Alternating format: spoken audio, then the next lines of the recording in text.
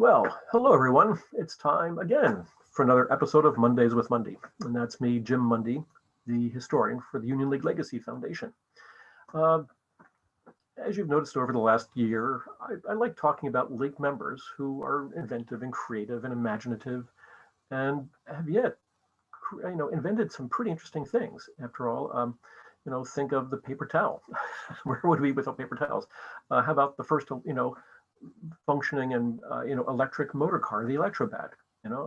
Where would we be without and look at cars nowadays, right, and stuff like that. So I have another League member I want to talk about. His name is William Sellers, and he did something in 1864 that has had an effect on our lives ever since. So you'll see what I'm talking about. Let's share the screen and get started, okay?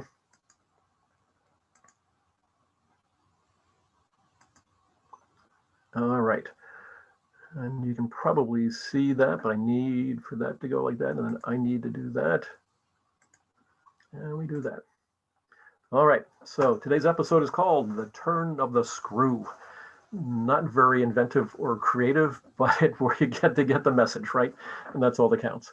All right, so screws have been around for thousands of years. I mean, Archimedes created the first functional screw that we know of, but it was used to move water from a lower surface to an upper surface and things like that.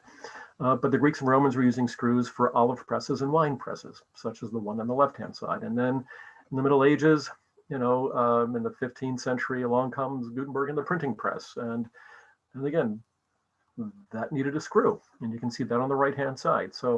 But screws didn't exist in any uniform way at all. Everybody created their own threads, their own screws, their length, width, size, the whole 9 yards. But as the Industrial Revolution took hold in Western Europe, it was getting to be a problem. Think of England in the early 1800s, as it industrializes, textiles, shipyards, the whole 9 yards, and of course, railroads. And this is called an erecting shop. It's where they build the steam locomotives and things like that. But every different steam locomotive manufacturer made their own screws and bolts and nuts.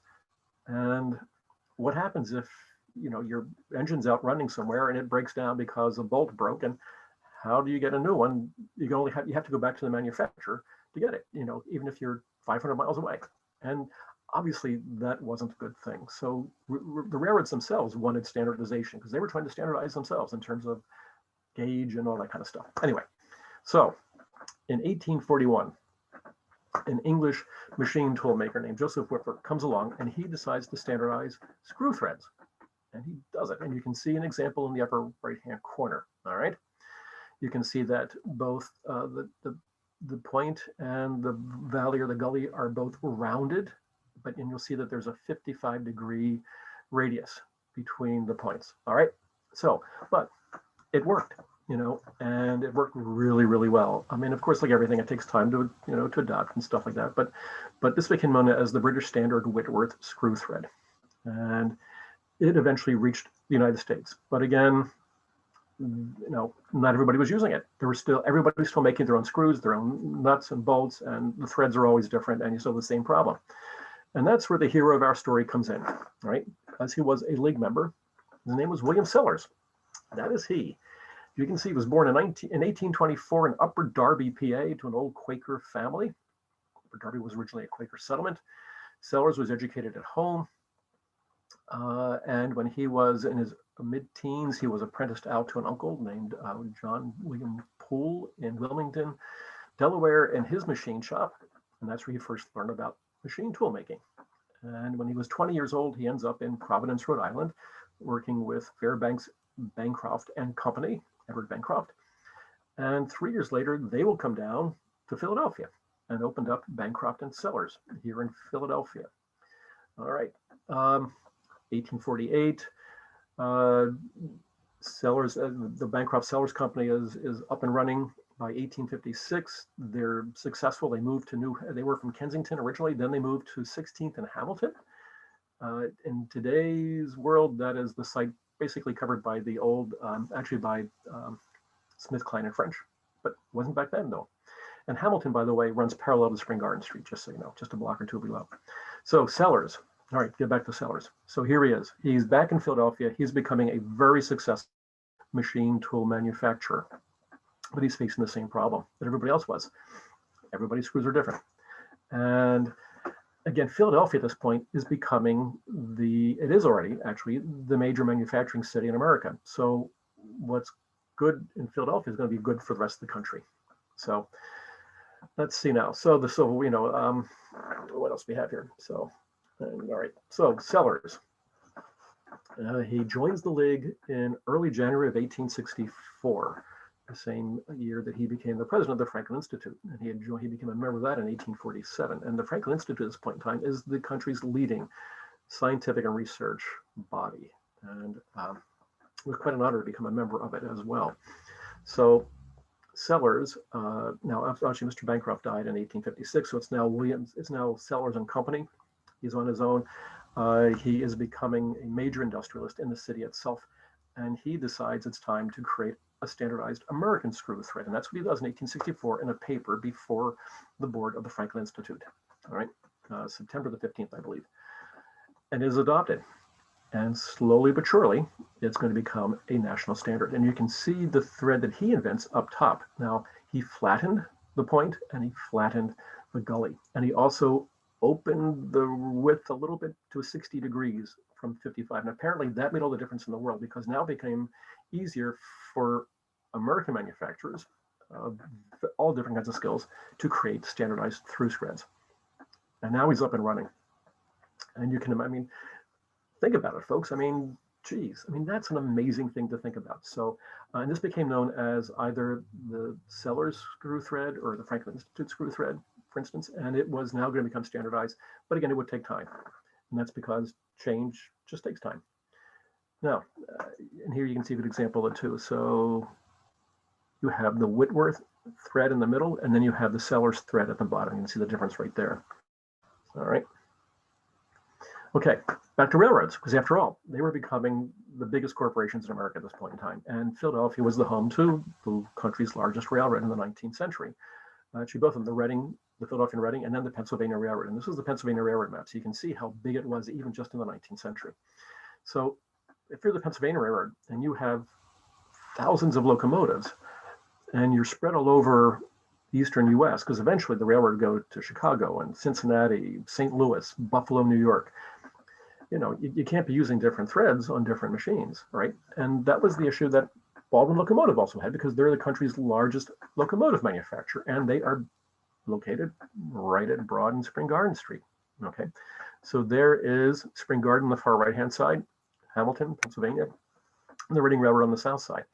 Because if the railroads need standardization, then so do locomotive manufacturers. And Matthias Baldwin Locomotive Manufacturer was the largest one in the country.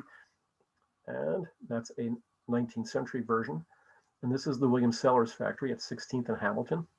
Okay, that's an older 19th century engraving. And then we have more modern images of Baldwin Locomotive. You can see how big it was, okay? It took up 3 blocks. And then this is Sellers, right? And you can see there's 16th Street on the right, and there is the Reading Railroad on the left-hand side. And here's the genius of both Sellers and Baldwin, because Baldwin built around Sellers, and Sellers built his manufacturing plant inside the Baldwin plant. So if you look at those on the left-hand side, you see there's 3 empty squares. At the top, you have the U.S. Mint, and then you've got 2 empty squares there. Okay, Hamilton, 16th, that's William Sellers and Company. So Baldwin has an immediate supply of everything that Sellers is making, because he made all kinds of industrial machines, but he also had screws. All right, pretty smart thinking. That's just really ingenious when you think about it. So now, and there's William Sellers. Okay, an example of the different kinds of machines that he made. All right, it wasn't just screws. Okay, planes. You name it, he made it. All right, and here, and then in 1868, Sellers founded the Edgemoor Iron Company, and that's Edgemoor, Delaware. You can see the plant there, kind of in the upper right-hand corner. And Edgemoor would become the supplier for all the industrial steel that was used in the 1876 centennial celebration here in Philadelphia. And so here is I thought appropriately, machinery hall. All right, all that structural steel in there. I mean, for the whole kit and caboodle was made by Edgemoor through William Sellers. Okay, and this is an example of a planing machine that was on display at Machinery Hall that day. And actually, would you believe that Edgemoor also produced all of the structural material for the Brooklyn Bridge that opened in 1883, except for the cables that did not come from Edgemoor? But you can see how Sellers is just a manufacturing genius in a lot of ways. In addition to that, in 1873, he became the president of the Midvale Steel Company in the Nicetown section of Philadelphia.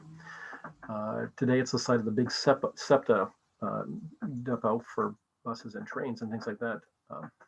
But Midvale would become the first steel manufacturer to provide the quality of material needed for U.S. naval ship guns, for instance, and tubes for cannons and things like that. So Sellers is in the middle of this manufacturing boom that's going on in Philadelphia, and all because he had a brain and he knew how to standardize things. So this is Sellers in his older land. Now, in the meantime, Sellers became members of all these different societies.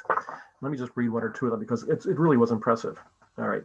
So, and by 1864, he was a member of the American Philosophical Society here in Philadelphia. And then in 1873, the Academy of Natural Sciences. He was members of the Institute of Mechanical Engineers of Great Britain, the Iron and Steel Institute of Great Britain. He was a member of the Société d'Encouragement pour l'Industrie Rationnelle in Paris. And at the close of the Paris Exposition in 1899, he was awarded the Chevalier de la Légion d'Honneur, and that honor was conferred upon him. He was also a founding member of the American Society of Civil Engineers in 1880. So he was a man who not only had an impact in Philadelphia and America, but in the world itself. And he is an older gentleman, and by the time he died, in 1905, he had over 90 patents to his name, and he had a few that were still pending at the time of his death. So a man that nobody's ever heard about, a man that, how often do we think about, geez, how do we get standardized screws, right? But now you know. So it was a Union League member, William Sellers, who came up with the idea in America of standardizing screw threads. And this is Mr. Sellers' final resting place. It's a Quaker cemetery, but these are rather large stones for a Quaker cemetery, but nonetheless, that is he. Given how important he was, it's a very plain and simple headstone nonetheless. And the next time you go to the hardware store and you buy something that has a thread on it, think of William Sellers. Okay? All right. That's today's show, folks. Hope you enjoyed it. You learned that another league member just added something else to this country's history in a different way. So thanks for watching. Hope you enjoyed it. Hope you've all been vaccinated, because that's how we're all going to get better. And we'll see you the next time around. So stay safe, everybody, and stay well. Bye.